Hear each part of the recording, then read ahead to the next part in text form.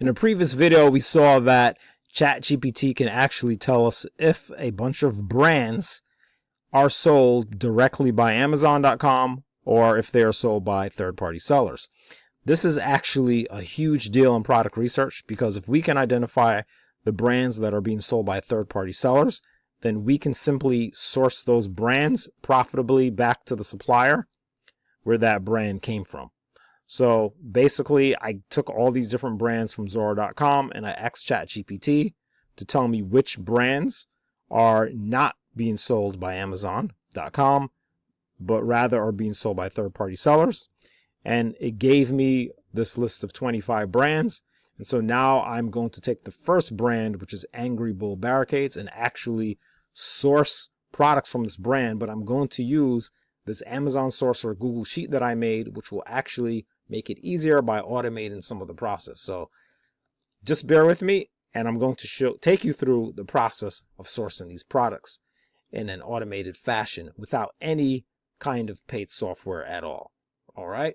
So now, first step is that we already have the brands. Okay. That was really the first step. I take that first brand and then search it on Amazon, and I get all of these different Amazon search results. The thing is, what I need to do now, normally what I would do is go visit these products and then try to source them back to the supplier using a Google search. But instead, the Amazon Sourcer Google Sheet is going to take care of that. So now what I'm going to do is actually take this URL and copy it and come over to the Amazon Sourcer sheet, and I'll just delete this so I can show you from scratch, and paste that URL over here. That's just a convenient spot that we can put it. So A4, that's where that URL is going to go. And what we're going to do is extract the ASIN titles and the prices directly from that URL into Google Sheets. However, to do that, you need to install, I'll go to extensions. You need to install extensions, add-ons, get add-ons, and you need to install the add-on, which is called import from web, which is really just one, it's treated as one word or one name. And you'll see that here it is. Import from web, and if you open that, you'll be able to install it from here. Okay, I already have it installed, so you need to do that, otherwise the next step will not work. Okay, now if you're not familiar with the system, in the past, on previous versions, I've been using Instant Data Scraper, a free Chrome extension, to pull the data and then bring it in to Google Sheets. You guys who are accustomed to doing that, you can still do that. That still works, but this is another way that is, a little faster. So now I will click on import Amazon data from web. And what that will do is simply it will use import from web, the add-on. It will actually use their formula to pull from that URL, from the Amazon search URL. It will pull ASIN titles and prices. Also a formula appears over here. I added this into it also. For the URL, and you can just use that to build the Amazon URLs from the ASINs so that you can navigate and see the products. Okay, you can just copy that down as I just did. So I realize it's only a few products here.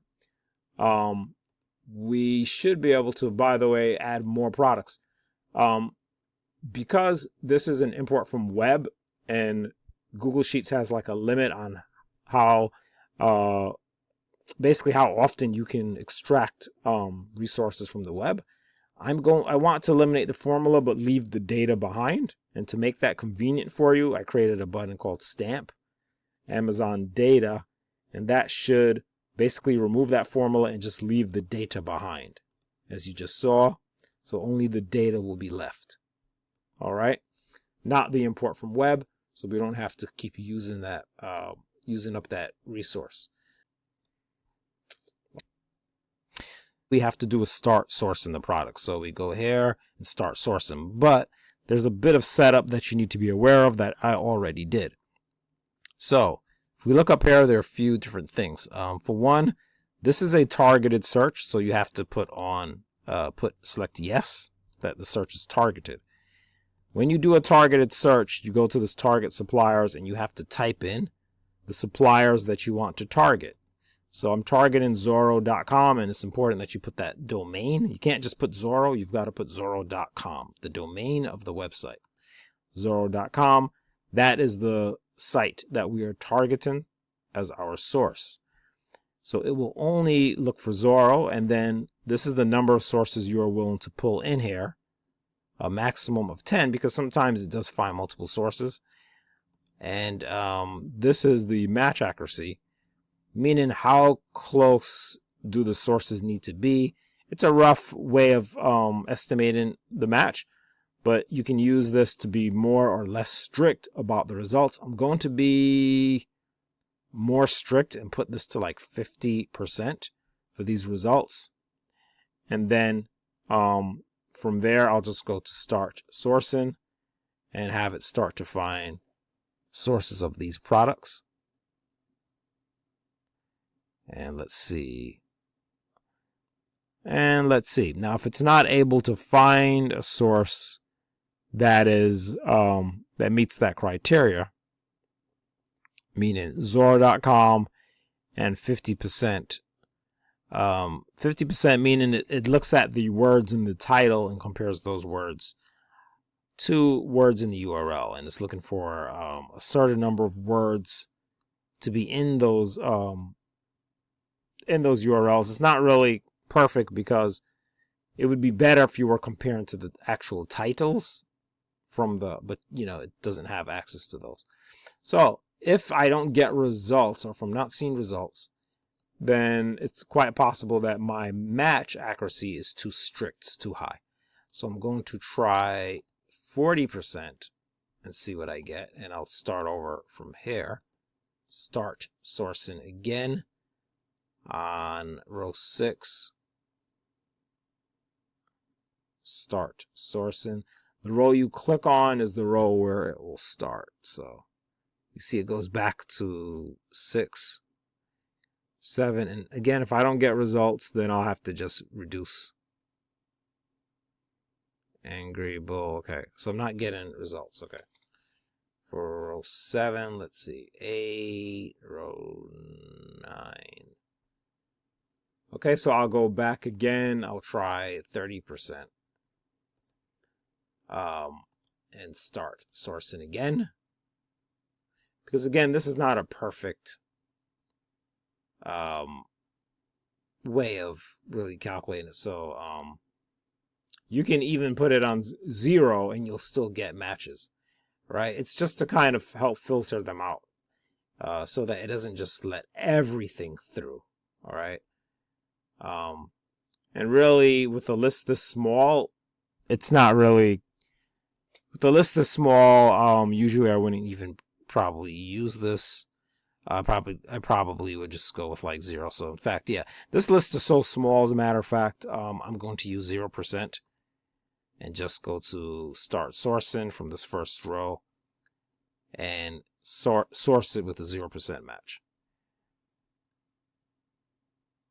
Okay, and let it start sourcing. 6. All right. Let's see what it finds. So whatever it finds on Zoro, that is Zoro.com, when it searches these titles and search engines, it will just report whatever it finds. Okay? And you may get some products where nothing comes up. So I'll take a look at the first product. There's no guarantee that the match will be exact. But I will look at this one, first one, and see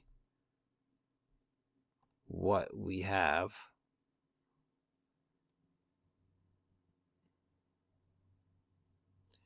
And just see if they are. And I'm not necessarily going to do this comparison for every single product. This is just to get an idea of what is coming out. So you can see this it appears to be the same. And yeah, this appears to be the same product as the original product on Amazon. So there's no guarantee that they will match, but in this case, these do appear to be a match, at least going by the image, right? And of course, you see the brand is the same as well. And of course, you want to verify. Do whatever you need to do to verify. In terms of drop shipping, it's not going to work because it's sold in multiples of 5. So you're not able to ship one unit at a time. So you won't be able to drop ship this item, right? You would have to actually physically ship it, or maybe do FBA or something like that. Okay, so that's that for that. We see that there's a match there, and that's pretty much the idea of sourcing the products. Now the next thing is to build a products list of the products. So once we have sources and we have the original Amazon products, we want to generate a products list, which will put the sources on individual rows. So we will generate the products list, and it looks like it's already in some kind of process. So wait, hold on. I'll cancel this. Let me reset. Okay, let's reset this products list. I'm not really sure if that's actually... Okay, I have to reset that products list because I'm not sure if it's... Right, okay, so when you reset it, it clears out the products list, which is a whole nother sheet. Okay, we clear that out. That has some formulas on it for profit calculation.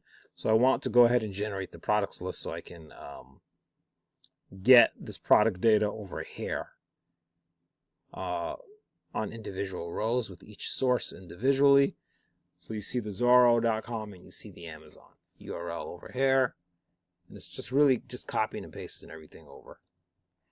But it's separating the sources on individual rows, and that's why it still takes time rather than just like a one-time thing.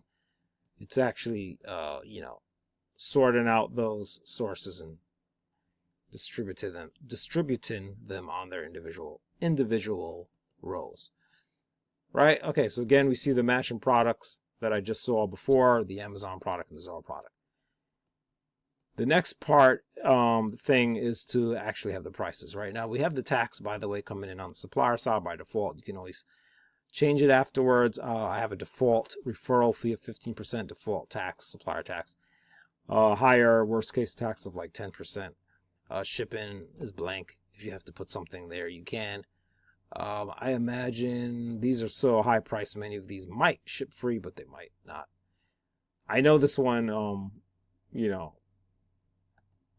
is not for drop shipping or whatever, but just to do a raw comparison, right? So it calculates the total fees, and then we have the profit. Fulfilled by Amazon profit, you can't do it unless you have the FBA fee. Fulfilled by merchant profit over here, you can certainly do it, right? But what's actually missing are the prices on Zoro. So now, of course, you can manually visit Zoro and fill these in, but I actually have a function that makes this a bit easier called get data. So you can use get data. To use get data, you need to set this column onto get data. So this column J, which you can select this way if you wish, I need to use get data, and I'll just set extraction column. Wait for that. Now this is get data is something I actually built, so you can't get it on get. What is that? You can't go to get add-ons to install it. Okay, you'll have to actually download this from me. Download the instructions to add it, and you can add it onto any Google Sheet. Okay, and when it says enter data element, you have to tell it what you want to extract. In this case, the price. Where am I getting the price from? Well, I'm getting it from the source column, which is column H. So you have to tell the letter of the column which it's coming from, which is column H. All right, so, and then from there, you do get data and extract range, and it will just simply, and really what you want to do is just highlight the range.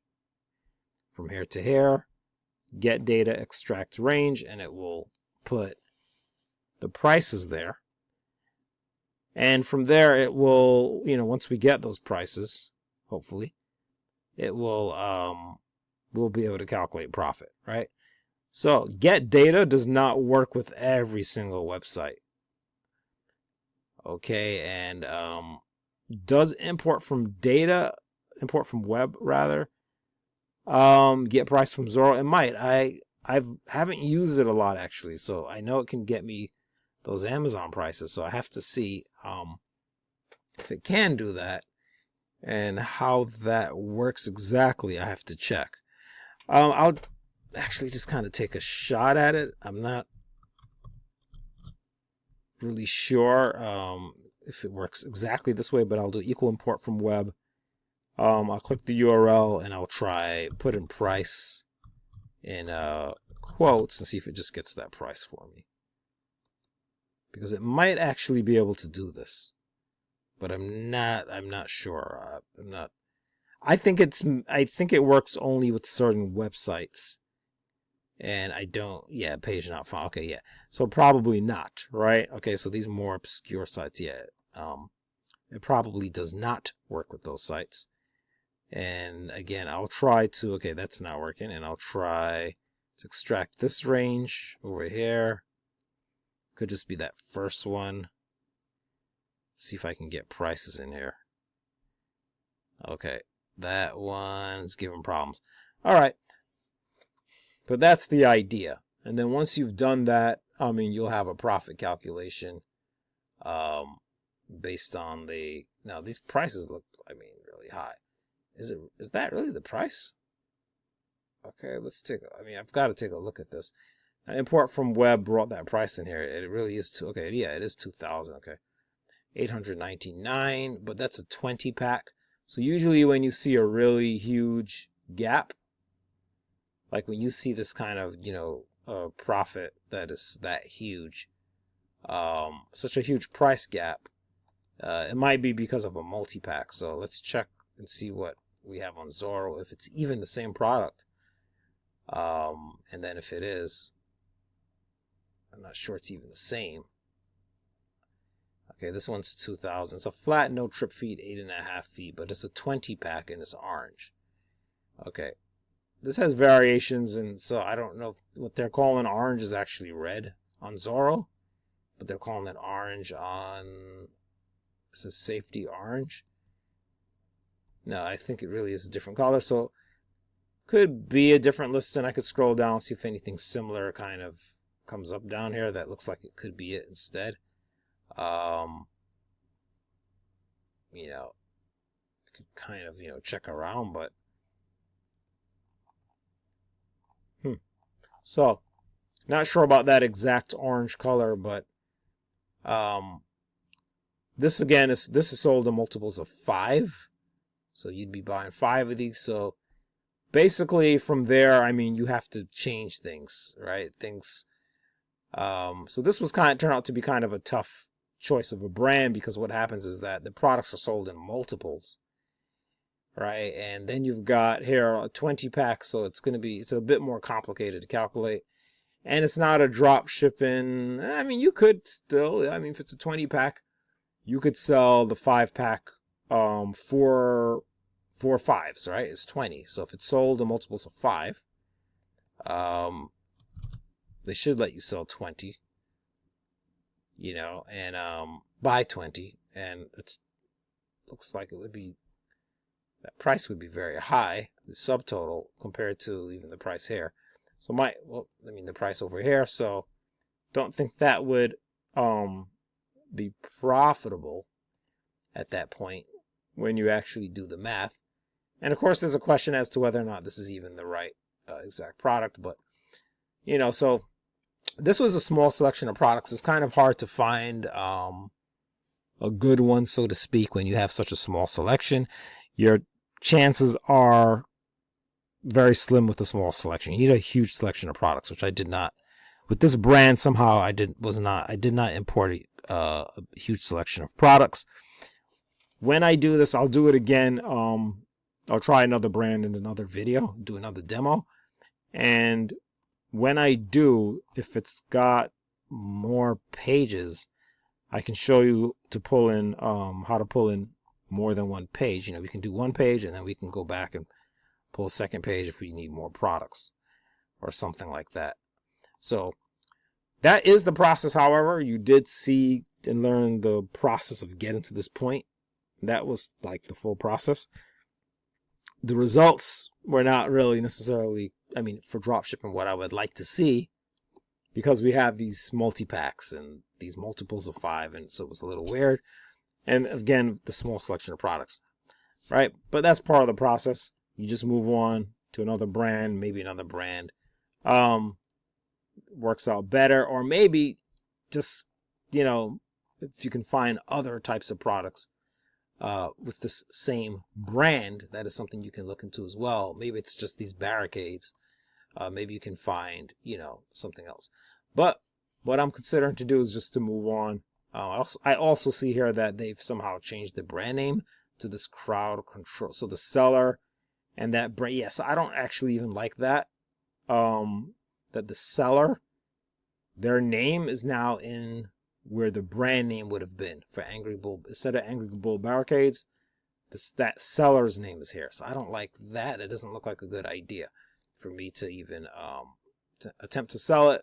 So anyway, but that's the process of taking a brand, right? Determining if it's being sold by third-party sellers, checking the brand out, sourcing it to see what happens. I will look at other brands or another brand in another video. Maybe I'll just move on to this brand, as a matter of fact, the second brand, and I'll demonstrate that process, or maybe another brand. So basically, check the description of this video for a link to do that, to watch that. And then if you want to use this Google Sheet, if you want to try this for yourself, try this process of sourcing in this manner, you can go ahead and download this Google Sheet. It will be sent to you. You just download it, and you can follow what you saw here in this video, and I have other videos as well to give you an idea of how to use it. There are also a bunch of other resources that you can find as well, and other spreadsheets. So just check the description of this video. Also look into software such as one is IP Alert that you're going to use. I saw it in the previous video. It's going to help you with your IP Alert is going to help you with your brand safety to see which brands are safe or not safe to sell based on IP claims risk. And there are other Chrome extensions as well and other things recommended. So just see the description of this video. I'm Mr. Mark, and I'll see you in another one.